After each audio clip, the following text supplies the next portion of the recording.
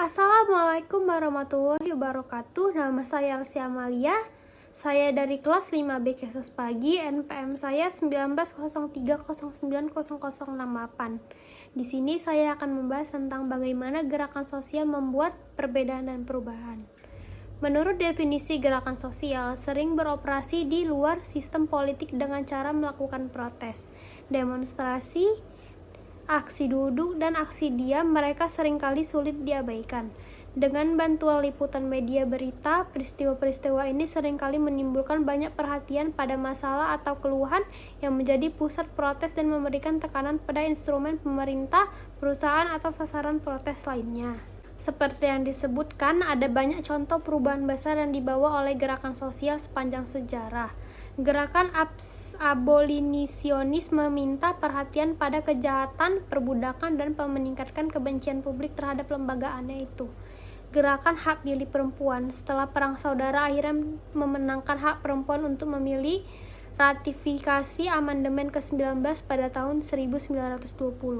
Gerakan buruh pada akhir abad ke-19 dan awal abad ke-20 menetapkan upah minimum 40 jam kerja seminggu dan hak untuk menyerang. Gerakan hak-hak sipil pada tahun 1950-an dan 1960-an mengakhiri segregasi hukum di selatan, sementara gerakan anti perang Vietnam tahun 1960 dan 1970-an meningkatkan penentangan. Dalam garis penyelidikan lain, para ahli gerakan tidak setuju apakah gerakan lebih berhasil jika organisasi mereka birokratis dan terpusat atau jika mereka tetap terdesentralisasi, dan dengan demikian lebih cocok mungkin terlibat dalam protes. Mengenai konsekuensi budaya, gerakan sering mempengaruhi aspek-aspek tertentu dari budaya masyarakat, apakah mereka berniat untuk melakukan atau tidak. Dan seperti yang dikatakan oleh seorang sarjana, mungkin justru mampu mengubah lingkungan budaya mereka yang lebih luas, yang gerakan dapat memiliki dampak terdalam dan abadi.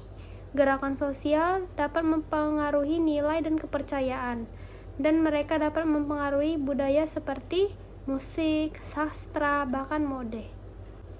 Jenis utama dari gerakan sosial adalah gerakan reformasi, gerakan revolusioner, gerakan reaksioner, gerakan swadaya, dan gerakan keagamaan.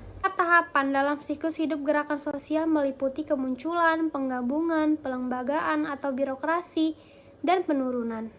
Gerakan sosial mungkin memiliki konsekuensi politik, budaya, dan biografi.